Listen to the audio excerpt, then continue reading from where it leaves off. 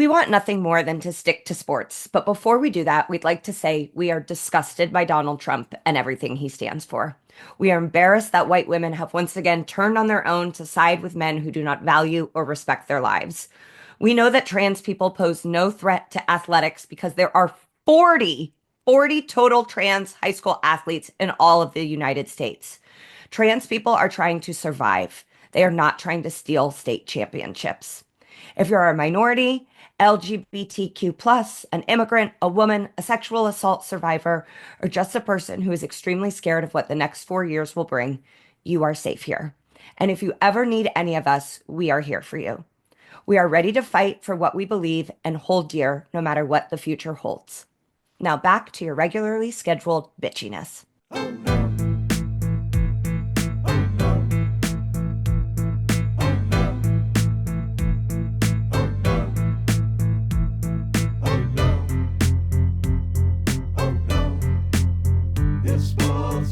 Hello, everybody. Welcome to Sports Bitches. My name is Rachel Bonetta. I'm joined by two of my beautiful best buds, Megan Gailey, Sarah Tiana.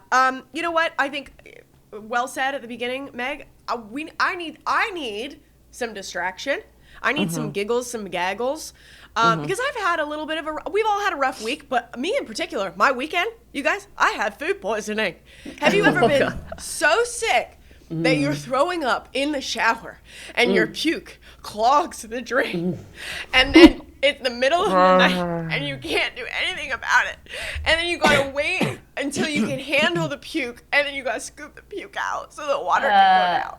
Does that ever happen to you? That has not happened to me with puke in the shower. I've definitely. You said it in a way that it happened with other stuff. Oh yeah, I mean I've had food poisoning and there's no amount of charcoal tabs that make it go by faster, but whatever. What do you know how you got it?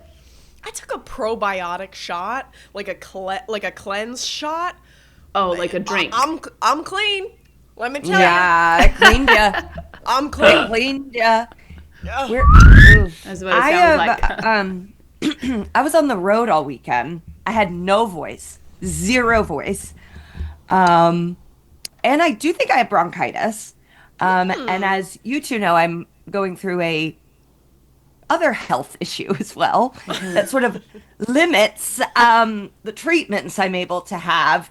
And so I mostly just laid in hotel rooms and then went on stage and had to immediately say, I'm so sorry I lost my voice this weekend, literally and figuratively.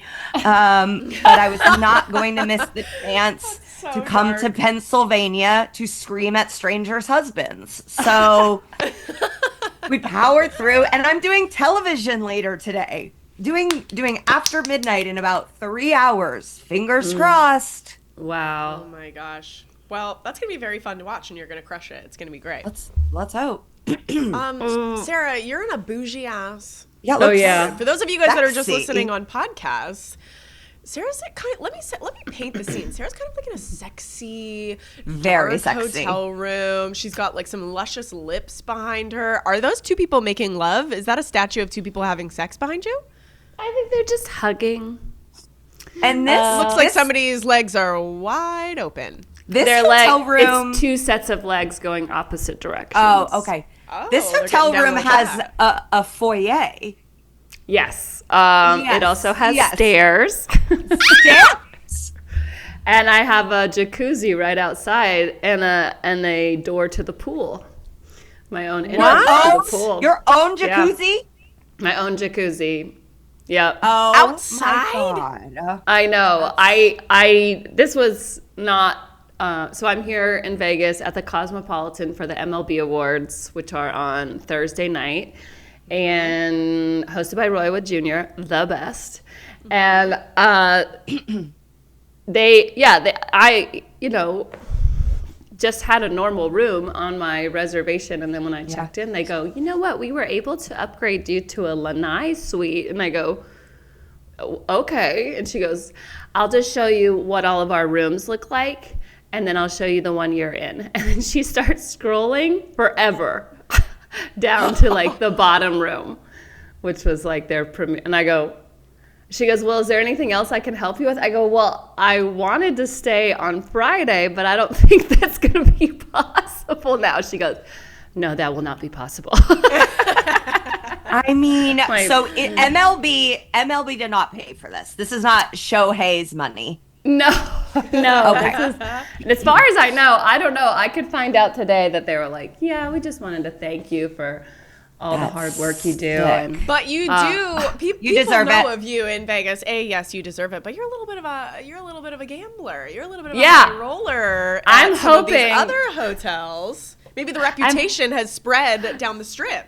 I'm hoping that maybe by Friday, because my parents are coming in tomorrow, so I'm staying an extra night so I can kind of show my parents the town, as if they've never been here. But I'm going to like take them out to the Sphere and dinner and stuff like that. And so I had bought them hotel nights here, but when there wasn't any rooms available and they were like crazy expensive Friday, and I was like, I'll just stay at another hotel where I have free nights. So I'm hoping that with the amount that I'll probably gamble, maybe the Cosmo will be like, maybe you should stay Friday. Yeah, you need to stay. We'll kick somebody out. We'll kick somebody from Arkansas out, and you can stay. I can send you my mother-in-law who loves to gamble. She's only about 20 minutes away. I'll send her right on down, and I'm going to say, Helen, you cannot say your name. You need to say Sarah Tiana. Say you are gambling under Sarah Tiana. And between you and her, a Georgia girl and a Filipina mother-in-law, I think hell yeah, not gonna know what to do. Yeah, they're gonna have to restock the tickets that come out of the machine. Yes. Is there anybody that you're really excited to see and write for, Sarah? Just so you guys know, Sarah's writing on the MLB awards. So are you excited to see anybody? Yeah, I mean, I'm really excited to see Mookie because I haven't really met him before. Like, we've said hello in passing, but I haven't like really actually got to meet him. Andrew Jones, who I loved when I worked for the Braves. He was like a rookie that year, so he's gonna be. They have a lot of like older players, like Hall of Fame contender players coming to the show as well. So it's like Ryan Howard, CeCe Sabathia, Justin Upton, like lots of legendary players too. Yeah. That's so fun. This is like such a fun week for you. You're in your element. Yeah. Okay, hold on. One last thing. Who are you seeing at the Sphere? Oh, it's just like the Earth show. That was the only thing that was playing. But it's actually great because I thought maybe your parents were like deadheads and you guys were just going to get the out. Earth. Yeah, right. Move it. Boring. Yes. No, we're going it's to dying. the show. No one cares about it. Y'all just voted. No, it'll be care cool. about it. So It'll be cool. It's a show. It's at 4:30. That's why we're going. Nice. Even better. Even better. Good old 4:30 show in Vegas, and then have a little gummy dinner with your parents. You guys are going to be flying. Literally. That's a good idea because I'm going to take them to Smith & Wollensky after, which is my favorite steakhouse here. Hell yeah. Pop a gummy. Yeah. Okay, let's pop an NFL gummy. Good transition. Listen, some people might roll their eyes at this and maybe say it's too early, but it's never too early for us sports bitches to break down the playoff picture. We are officially in the second half of the season. It is crazy how quickly everything has flown by. We are heading into week 11.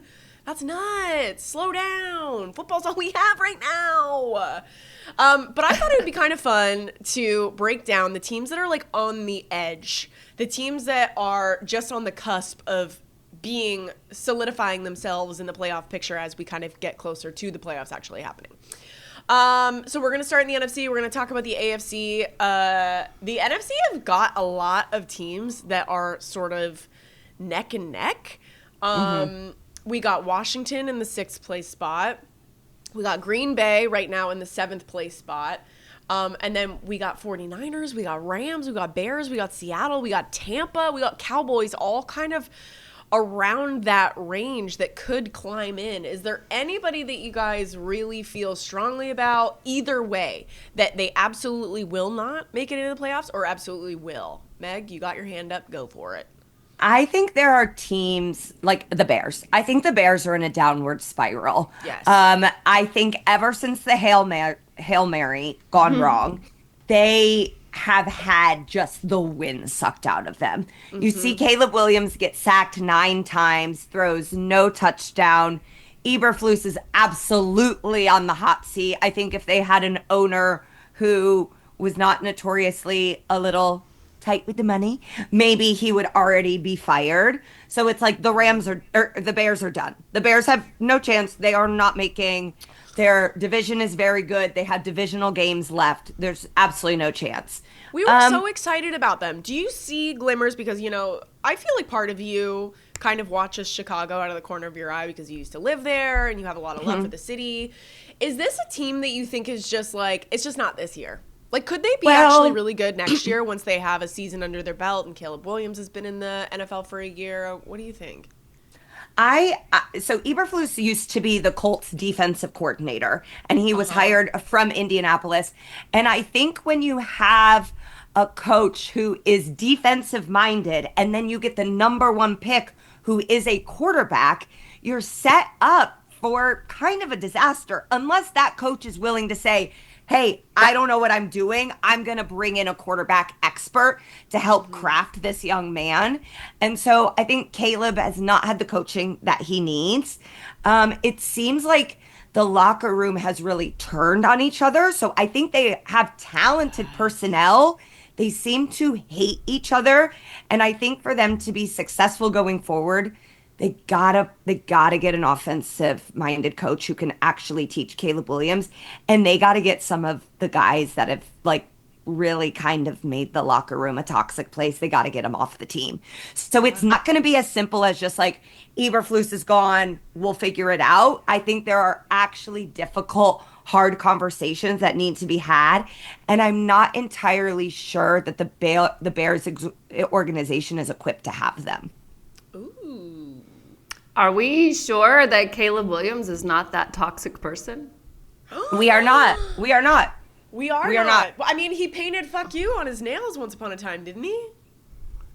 Yeah, and it's not even that that I think that he is outwardly this super nice guy, and I think he tries to do the right thing. I'm not really sure. I'm just kind of throwing a hot takey statement out there. No, I love it. I would like to say that I was right about this. That I said I said Bo Nix was going to be better than Caleb Williams, and everyone laughed at me. Bo Nix has 3 more years of play under his belt, and also in 2 very difficult leagues in college football, from the SEC to the Pac-12, to the actual, to Oregon, not USC where they never do anything anymore. I think I cannot believe that Eberflus was not fired after they lost to the Patriots, who have nobody, and not just lost, were embarrassed, beat bad by the Patriots at home. Yes, it was painful to watch. I mean, DJ Moore is even the balls that he's missing are thrown behind him, over him. So even when Caleb does have the time to throw, he's not throwing it well. They are a mess. And I think if I own the Bears, I mortgage the house to try to get Cliff Kingsbury away from Washington, and I try to get him to coach Caleb Williams, because Kingsbury made, obviously, Kyler Murray look like Kyler Murray. And now Kyler Murray's finally coming back to Kyler Murray 2.0. And obviously he's doing wonders with Jaden Daniels. So if I'm the Bears, that's what I do. Also, I mean, the NFC is just so good, and the NFC is going to be good for a really long time. You see the top teams. You've got Detroit. They're in the NFC North, too. So it's they are going to have to play the Vikings, the Lions, and the Packers twice a year, every year, till the end of time. Can I also just say, Eddie just told us, too, that that Bears players went per Waddle and Sylvie, which is a radio show in Chicago. Waddle and Sylvie. Oh, the old boys. Waddle and Sylvie. I'll do it again. A few people with knowledge of the situation, players went to Matt Eberflus and Ryan Poles asking them to make a change at offensive coordinator. Of course. The fans are begging. And Sarah, to your question, do we know Caleb Williams is not the toxic person in the locker room? No, we do not know that. But I do think when you spend the number one overall pick on a quarterback for a team that has never had a quarterback, you gotta try and make it work. It's like, Yeah. and if that means you gotta part ways with DJ Moore, as terrible as I think that is, then that's probably what you gotta do because you got a lot more eggs in the basket of Caleb Also, Williams. it just sucks. Like, everyone was so excited after the draft. I have this, like, Bears starter jacket that I wear, like, on stage all the time. And every single person was coming up to me being like, the Bears are going to rule this year. And I was like, it's actually just a jacket. Like, Yeah, well, they're I'm not a delusional. fan. They're delusional, and they're actually part of the problem Yeah. because I the just- expectations were too high. Yeah. And I feel bad because it would have been so fun. Like, Bears are a team, and I believe we said this, like, episode 1 of Sports Bitches. Bears are a team that you want to see do well because football in that city, like, it would just be so fun. Sports in that city is so fun. Have a good team. Just a classic organization, you got Yeah. from the Super Bowl Shuffle and Refrigerator Perry to the Bears sketches on SNL. Like, they've been like this commodity team that people like always root for, but they never have anything to show for it. And it's just like, it's very frustrating because, it's got to be like what being a Jets fan, like I can only like equate it to that, where you're in a huge city, a huge market, tons of fans all over the world, and you just like cannot deliver. Yeah. It's got to be super frustrating. And there we'll is- get to the Jets, and we will Yes. bury them later. Yes. Okay? So stick around for the, that. the last thing I want to say about the Bears is there was a lot of conversation about whether or not they're going to leave downtown Chicago. They play at Soldier Field. It's right on the lake. It's I think, a gorgeous stadium. It's It is cool. it's impossible to get to. In a city that has really, really good public transportation, it's terrible to get to. That being said, people think it's going to move out into the suburbs, into Arlington Heights, very far away. You don't want to go there. And so I am worried that this may tip them in the direction to going to the suburbs, which I do not like teams to do. I like when teams are in city centers. I think it's good Yeah, for me the too. downtown and good for the economy. So that's the last thing I want to say, to be just on the lookout of. Yeah. Okay, well, I think there's a couple other teams that we can kill off here because like the NFC is so good. In order for any of these teams below that 7 mark to make it in, one of these other teams is going to have to start dropping games. And I mean, maybe Green Bay, but I think Seattle's done. I went and saw them play the Bills, and they looked awful. But that was without DK Metcalf. And I think when Seattle gets DK Metcalf back, they have a lot more legs to stand on. And I don't think that I think the NFC West is probably only going to have one team. I don't think they're going to have more than one. I don't think that, I think the Rams and the 49ers are both hovering in mediocrity right now, even though the 49ers got Christian McCaffrey back. But there's something about Seattle that's like, I could see the Rams, the 49ers, I could see that whole division coming down to one game. Listen, Yeah. my husband's going to absolutely love this conversation because all I've been hearing from him on Sundays is just yelling and screaming and calling his dad, and then they scream and yell together. It's just nonstop. They've been so upset. But what I will say, I agree, DK is going to make such a huge change to everything. But there were so many sloppy mistakes and continue to be. When I was watching, I was like, this is not like a unified team. Like, this is not their year to go to the playoffs. As opposed to last year or the year before when Gino was starting, oh my God, this team was so fun and exciting to watch. I just don't think it's that this year. And maybe Decaf will kind of light a fire under their ass and they'll get their shit together, but... Decaf is a great name for him, actually. I would rather call him Decaf than DK. Decaf. Decaf is a great... You said Decaf, Decaf. and I hope that's his nickname. I think that instead is of the his. Candy I don't know Man why or it whatever. wouldn't be. I think that is his nickname. The NFC West, obviously with the Rams losing last night, for some reason I am just a Cardinals hater, and I think it's because they are the team I forget. And I am so sad that Marvin Harrison Jr. is over there and not close to me. But it's like I don't see the Cardinals being like, "Yep, we're the team and we're putting this away." Like, I just don't believe in them in that way. Even though Jonathan Gannon, who's their coach, came from the Colts? No. I'm out on the Colts. That's The a Colts are dead defensive to me. coordinator that has a leg to stand on. I mean, he's completely changed that team. I think that the Cardinals have a lot of fun. I think they're a fun team.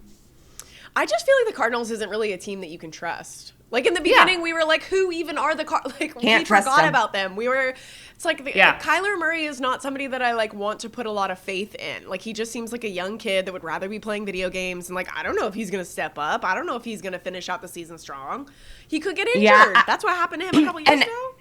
And the 49ers have faced a lot of adversity. So many injuries. And then we also saw this weekend Deebo Samuel try and physically fight the kicker, and then by not getting to the kicker, the long snapper stepped in, so then he hit the long snapper. I hated this. Not a good look. Not a good look at all. Okay, so I just want us to clarify for our fans. Last week, we said more people need to be punched in the face. And this week we are saying, but that cannot be your long snapper and your kicker. You got it. If we're on the same team, we don't need to punch each other in the face. Okay. I think people on opposing teams, violence good. People on same teams, violence bad. Okay. And I think that Ricky Pearsall, who finally caught his first touchdown for the 49ers this weekend, after being shot in the chest before the season, I think he would say, hey, let's not have so much violence on our own team. But good for him. Like, I saw them like riding on the ball, like his very first touchdown for the 49ers. Great. And like, if you were going to tell me that the guy that was shot in the chest would get a touchdown for the 49ers before Christian McCaffrey, I would have laughed in your face. I'm sure they can't make a Disney movie out of that because it does involve a man being shot in the chest, but like it is a gorgeous arc. Wow. Okay, I do have a pitch for you guys, and you're gonna roll your eyes, but I think it is doable. Okay, let me just pull up. I think that a team that could make a run in the back half of the season is Baker Mayfield's. I knew you were gonna say. Just listen. Listen. I'm with you, Rachel. He's putting the team on his damn back, Sarah. Okay? And I know they lost to the 49ers. It was a very close game. Mm-hmm. They lost to the Chiefs. Also a very close game. They lost to the Falcons. The last 3 or 4 games that they have... Okay. The last 3 or 4 games that they have had, it has been so close. But the Bucs are so fun to watch right now. Yes. Baker is slinging it. He is pushing guys out of the way. I truly feel, and looking at their upcoming schedule, they've got the Giants, easy, done. The Panthers, easy, done. Easy. The Raiders. Less easy. Raiders, still easy. Still easy. Yeah. Raiders, Chargers, Cowboys, Panthers again, and the Saints. That's the rest of their schedule. So there's really only like they can win out. Well, the Chargers are a very good team. So are the Bucs. I know. No. Listen, we are pro Bucs. I am not pro Bucs. I know. I do not speak for you. I'm so sorry to take a woman's voice into my own now of all times. Thank you. I am pro Bucs. I am worried about their injury situation. Mm-hmm. And so, yes, can guys step up? Absolutely. Do I know their names? No, I don't. But I look forward to meeting them. I look forward to getting to know them. And I think this is a dare to be great. This is a dare to be great situation, and I think this team's going to step up, and it's going to be so fun to watch. I do think it's interesting because on paper, the Saints are such a better team. Now, the Falcons lost to the Saints over the weekend because we missed 3 field goals. Once you fire your coach, you win the next game. That's just the law. Exactly. That's is the Jeff Saturday rule of thumb, right? Yeah. You fire your coach, you hire an interim, and everyone has like, what's it called? The placebo effect, where you're like, oh, we're a different team. And then after 1 week, it wears off, and then like you are who you are for the rest of the time. Yes. And if Younghoe Koo doesn't miss 3 field goals, we win that game easily. But it was tough. But like one of them was blocked. It's okay. Yeah. But I'm just saying that, like, to me, Bryce Young has come back on the Panthers a very different quarterback. And I have to say, he looks night and day different than he did at the beginning of the season. And I think that the Panthers could get second place in the division instead of the Saints or the Bucs. Hot take. Okay. Because they have more resources. Like, to me, Chuba Hubbard is one of the best running backs in the entire NFL. He is so good, and he is Canadian and very fun to watch. But then also, like, Leggett, oh my gosh. Have you guys, by the way, Xavier Leggett, who is the wide receiver for the Panthers, incredible. Have you heard him talk? Yes, he's incredible. So he's from this little town in South Carolina. I think it's called Petey or something. And it is literally like, he sounds like the coach from The Water Boy. I can never, and I grew up in the South with people who did not have running water. And this is like, I'm like, what? That is so funny. I saw this tweet of somebody, so they were just in Germany, obviously. And this German reporter, somebody tweeted, this guy learned English and got so good at it, he got a role on television to ask people like legit questions. Only, so this conversation was like the thickest German accent versus like the thickest Southern accent. It was incredible. A meeting eating, of the like, minds. Sausages.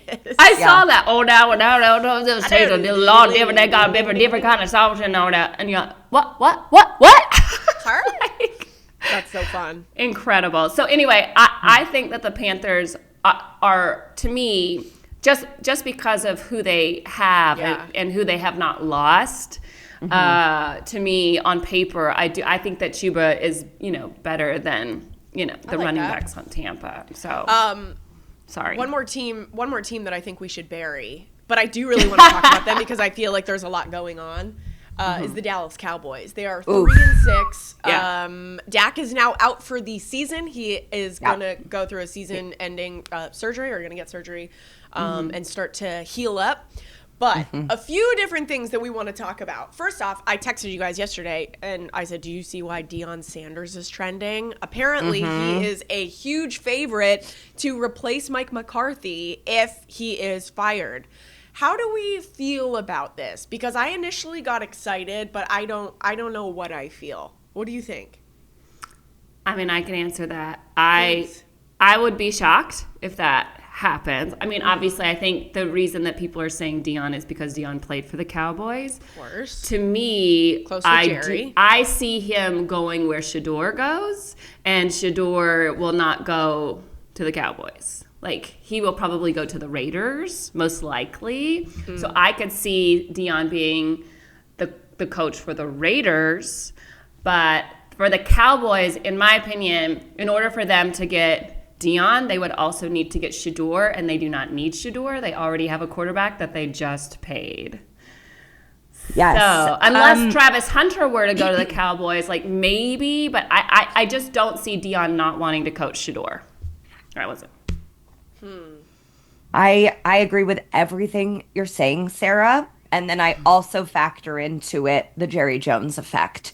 And when we said you should be sellers at the trade deadline, he said, I'm going to buy. Like, he ends up doing the opposite of what conventional wisdom or common sense would tell someone to do.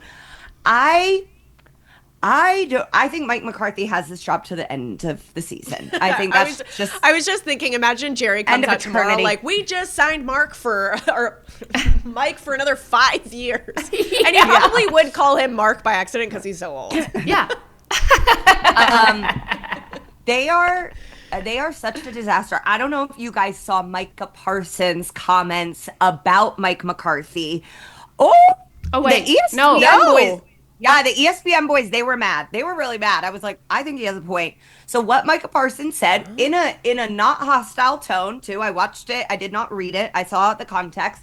He was like, listen, Mike McCarthy is going to go on and be able to get a job wherever he wants. True. And he goes, who I really feel bad for is the veteran guys who this will be their last year.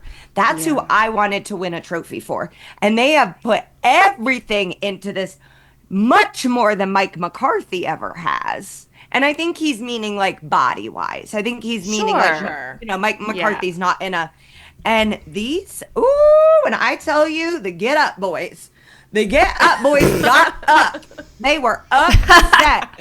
And it's like, yeah, listen, should you throw your coach under the bus? No. Are you guys an absolutely dysfunctional disaster? Yes. Are you the only good player left on that team who's actually trying? Yes. So, like, if Micah Parsons is saying something, That's maybe we spicy. actually need to listen to Micah Parsons. That's spicy. I didn't even I hear agree. that.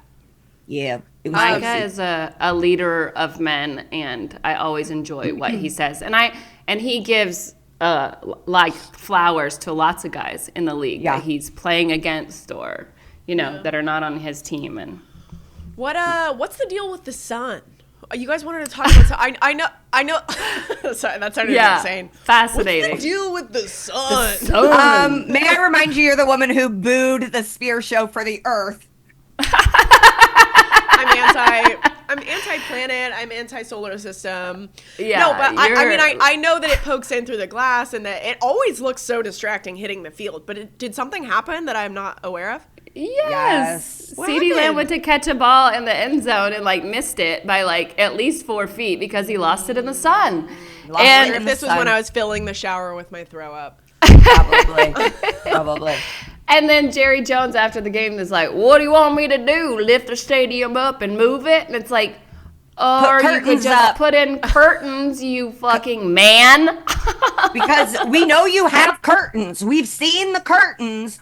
So put the curtains up, Jerry. Put the curtains up. I mean, have the curtains open for pregame, and we can all marvel at this gigantic window. It is cool, but it is always so every time, even just watching it, I can't imagine playing on the field and Or having to deal being with it. paying for seats right behind the end zone and Oh, having the sun in your brutal. eye the whole time. And I And guarantee maybe the most important, sorry to interrupt, is our cheerleaders are getting blinded while they're trying to do the splits. right. can't have that. That's dangerous for their hips. Can't have that. Yeah, I'm sorry, but I guarantee this is what I think happens. I think that they have the sun shining in that end zone because that is when the opposing team is going into the end zone, so they believe that it is some sort of advantage. And then after halftime, they forget to close the curtain. Yes. I swear that's what's happening. They're just like, Because he even referenced, he goes, we know where the sun is going to be when we decide which direction. And it's like, well, then why was it in CeeDee Lamb's eyes? Yeah, that's so dumb. It's ridiculous. And it's funny. I mean, I guarantee, I mean, I think that's where the Jake Paul and Mike Tyson fight is Yes. happening. That's crazy. And I wish the sun was in my eyes the whole time that Yes. fight was happening so that I didn't have to watch it or hear about it. I wish somehow the sun made you deaf. I'm just so sick of the two of them and this I fight. just And don't Jake need Paul's any- 18-minute video. 18-minute video on why you should vote for Trump. I'm like, okay, What? I get a video, but 18 minutes from a fighter that used to be a YouTuber? These are two very Bro. problematic men facing off. Yeah, in the I hope AT&T they beat the shit out of each other. I hope they both win. They both I knock hope, each other out. yeah, I mean, Mike Tyson was convicted. I know people always want to bring up, why didn't you go to the police? He was convicted of rape in my hometown. It happened at the Canterbury Hotel where I did go to a bat mitzvah. And when they checked the sheets, there were 60 different semen samples on it. This was a 5-star hotel. So, all that being said, I would still like Mike Tyson to win. I will be rooting for the convicted rapist to beat Jake Paul Ever loving shit out of him. to maybe to the point where he is not able to be seen in public ever again. You know what I would like to see? I would like to see both men tied up, unable to use their hands and their feet. And you know who I would like in the ring as a tag team against these two? One, Megan Gailey, and two, our friend, the guy that sings, "This is our cult, this Yes. is our team, Seth. we bleed blue." I hear He it, knocked the Seth. absolute shit out of somebody. That's a Oh big my boy. God. Now I'm thinking I could get a fun red bottom stiletto and just stomp it into their balls. Yeah. It's all about ball stomping. Because honestly, like, especially with Jake, you're doing a service by not having him procreate, you know? Absolutely. Yeah, Mike already has children. Mike Tyson has children. Yeah. And I've heard they're actually nice. Oh, yeah. Oh. I think he's a By the really nice guy. But, a like, look- he was super problematic, and he's been hit in the head when he was much younger. Yeah. Now that he is a father and, you know, like, maybe there's some... Real quick, remorse. a look behind the veil of our group chat, and just like women in general, and how angry we are right now. You know, we want to stomp on balls, and we have this we have a book club. The three of us are in a book club, okay. And last night I sent, hey guys, what do you think about this for the next read for the book club? And it was a book on like female serial killers and female rage, and I accidentally sent it to the chat that has our lovely producer Eddie in it. And I was like, my damn, bad. And that's actually my bad. coming for I know Eddie's going to his bachelor party this weekend in Texas, and that he's probably like, maybe I shouldn't get married. Like, are all women, like, obviously, like, his fiance is probably not as full of rage as we are, but or as you guys. I'm very upset, but I am not full of the rage that you guys are. I'm trying to like distract myself with other things and not think about it. That's what we're all doing today. Okay, do we feel good about this? Do we want to move on to the AFC? Do we feel good about all the teams we buried? I feel like you there's guys less might teams. want to move to the AFC, but I certainly do not. Because I was gonna say there's want not to that talk many about teams. the Cowboys of the AFC. It's number one, the Indianapolis Colts. These are our Colts. This is our team. We bleed blue. Also, about that, I love him so much, and I love that do he does too. not change a single lyric every single time he posts the video, except for the team that the Colts are playing. Yeah. That's the only thing he changes about it. Yeah. He is And I the support Carrie it. Underwood. Get those views, baby. Get those views. Carrie Underwood does the exact same thing every week on Sunday Night Football or Monday, whatever it is. Yeah. Okay, let's talk about the AFC. There's one team that we're going to really dive into. Actually, there's a few, because I find the Bengals interesting. But let's talk about the Colts first. Zach called them the slop-ass Colts. Wow. Oh my God. That's what he had called them yesterday. I was like, you know what? I'm going to write that down, and I'm going to tell Megan that you said that. Slop-ass No, Colts. I are 4-6. agree with him. And I know last week I said I've never felt so disappointed in them. And then I was like, was that too much? Like, Andrew Luck retired, and that was like really brutal for me. CJ said when I found out Andrew Luck retired, it was like being with a Kennedy when JFK got shot. So it's like, you know, we've been through some trials and tribulations. And then after watching Joe Flacco throw a pick six on his first throw of the game, and then continue to throw other interceptions, and then afterwards, when Shane Steichen is asked about it, goes, he will be starting against the Jets. And there's all these reports coming up. Kenny Moore, who I love, who despite all of this did like an incredible Thanksgiving dinner last night in Indianapolis for people that do not have the means to have a Thanksgiving dinner. And so like that's what's so crazy is that like all this terrible shit is going on the field. And then every single NFL player is just like, well, I'm going to rise above and buy turkeys for people. And it's like, good on you. Good on you. So Kenny Moore, who was a captain of the team, was just like, listen, there's stuff going on.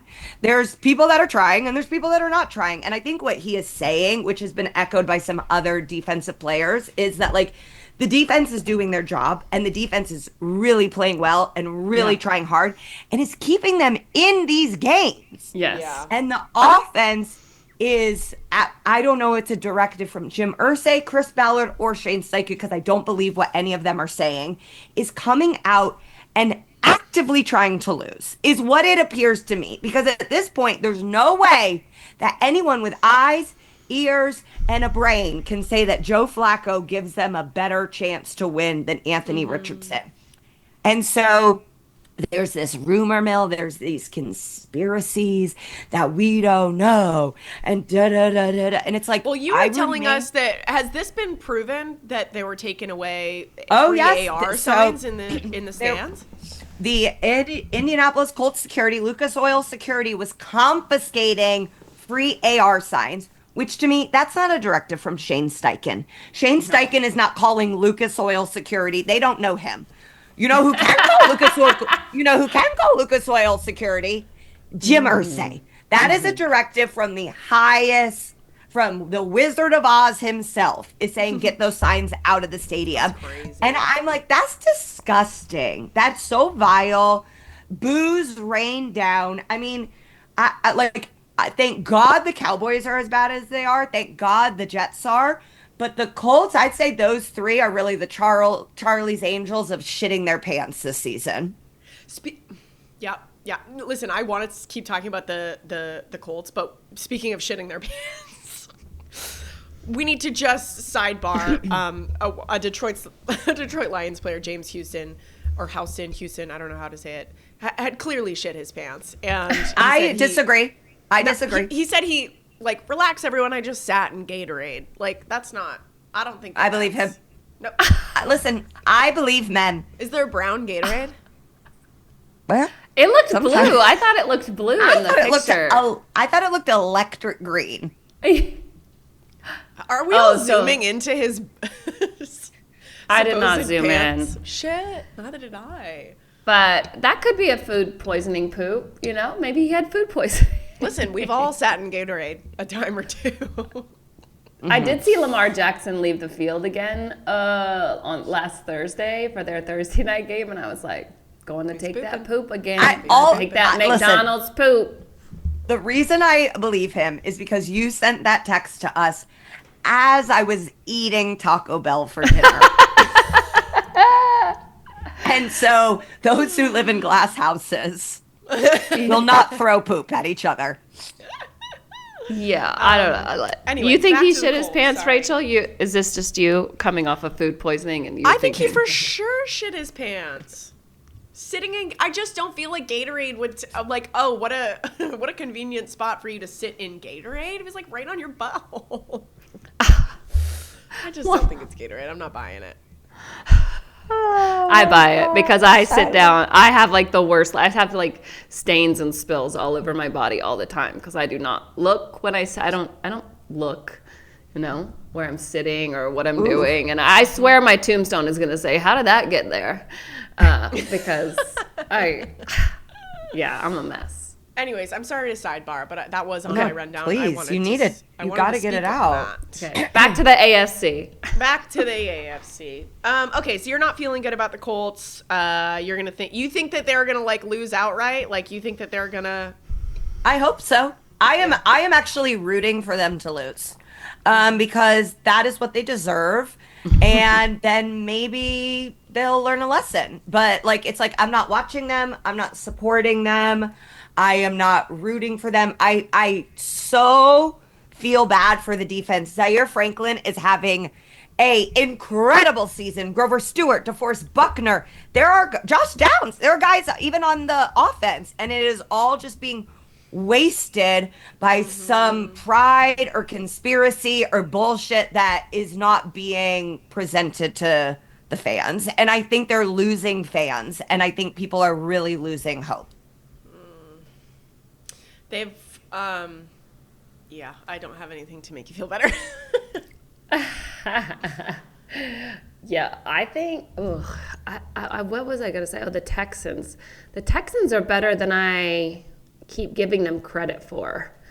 And I don't know why I just like can't wrap my head around. Like, I love CJ Stroud. Like, I think that he is like one of my favorite. And by the way, I love that Jordan Love is like going like he's got the same braids now that CJ Stroud had, and I'm like, but also Mixon is playing out of his mind. Yeah. I think they're a very well coached team. The truth is the Texans keep losing games in a way that like it seems like they don't even want to win the AFC South, which is one of the poopiest divisions. Yeah. And so that's what's frustrating, to be like, damn, people were picking the Texans. I believe Mina Kimes picked the Texans to like represent the AFC in the Super Bowl. You know, like people were hot on the Texans, and the Texans are bringing themselves back to the pack. Yeah. And the rest of the AFC South is saying, no, thank you. We would like to be bad. You go on ahead. Yeah. They've got 4 losses, which is... I mean, this loss on Sunday night was heartbreaking. I turned it Yeah. off because I was like, it's over. The Colts almost beat them, and that's saying something a couple weeks ago. Saying something. Well, that was with Anthony Richardson. I think now, by the way they look like when they are playing, to me, the Steelers look like the most complete team in the AFC. Even though they are third in the division, the Steelers are fire. Like the Russell Wilson George Pickens connection is incredible. And now that they have our favorite ex-Jet that was thrown under the bus by Aaron Rodgers, Mike Williams on the team, who, by the way, caught a touchdown pass, like a 40-yard touchdown pass on Saturday. I was like, so crazy. You know who the Jets could really use right now is Mike Williams. I cannot believe that they let A, him get away, and B, him go to the Steelers. Like, oh God. But between, and then Najee Harris is just like, he runs so hard, vigorously, and obviously Russell Wilson is like doing everything. Did you guys see on offense, the Russell Wilson celebration dance? Oh no, what was it? I want to pull it up. No, it's actually good. It kind of like makes me love Russ again. Oh, okay. Was that him? That is so cute. Dad, I love your dance. It really just seems like they're having fun. You know what I mean? Mm-hmm. Yes. Mm-hmm. Yeah. It's got to be so freeing to be on a team with a coach that you freaking love, who loves you back, who believes in you, who admires you, and is like giving, basically took out a guy that was doing just fine and put you in because he gives you the best chance to win. And everyone was like, what? Russell Wilson? And then now he hasn't lost. Now he hasn't lost. Really quick, how do we feel about the Bengals? Do we feel like they've got kind of a tough schedule coming up? No, I don't think so either. I just feel like they are not a good team this year. They played great against the Ravens. I mean, that was an incredible Thursday night game. That was very fun. I mean, I had Jamar before. I feel like you circle these games on your schedule. Like that's you know what I mean, when you're playing people in your own division. Sure. And it's like, I think a lot of times some games are trap games, where you lose to a team that you're not intending to because you're looking ahead. I mean, I think that almost happened with the Chiefs and the Broncos. If Taylor Voodoo doesn't come around and make the Broncos miss a field goal, the Chiefs get handed their first loss because they are playing the Bills next week. So they are maybe looking ahead, and it can be kind of a trap game. So the Chiefs are getting it done. And I thought that Taylor's outfit was really cute this weekend. I just want to say, I think the Chargers are maybe a team to watch. I think they're extremely well coached, obviously, in Jim Harbaugh. I think they've really flown under the radar. They have 0 fans. So that's the best way to fly under the radar, is to move to a city that's like 3 hours away and none of your fans follow you. I think Herbert is playing really well. The Chargers of history tell us they will lose every single game they need to and absolutely take themselves out of the playoffs. I think this is a different Chargers team, and I think we should keep just like half of an eye on them. Okay, I like that. Thumbs up. On that note, because Meg cannot hear us, I think it's a good time to shut things down over here. Guys, I love you. Great show, great episode. We will be back next week to break down this weekend's games. And Sarah, good luck in Vegas. Don't lose too much money. Thank you. I know. I could end up being the sports bitch of the week and go home broke. Okay, love you guys. Don't drink too much Gatorade. Go Pacers.